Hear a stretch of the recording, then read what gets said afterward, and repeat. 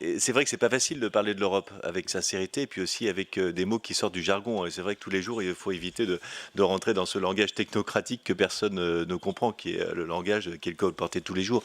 La difficulté, c'est que on est face à un torrent d'insultes contre l'Union européenne, de mensonges, de calomnies, et il faut bien qu'on réplique. Alors on le fait certainement maladroitement, peut-être en essayant justement de dire quelles sont les réalisations concrètes, en citant trop de chiffres, en tenant aussi un discours des valeurs. Et vous avez raison.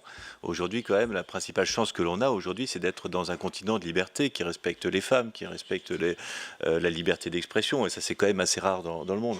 Donc il faut effectivement peut-être qu'en parallèle de cette action, je veux dire, ce discours de propagande que l'on a tous les jours, je veux dire, tant au niveau des institutions européennes qu'en tant que maire, dans les communes, peut-être ouvrir un peu le débat. C'est peut-être ça que vous avez voulu dire, peut-être avec une façon peut-être un peu orwellienne des choses.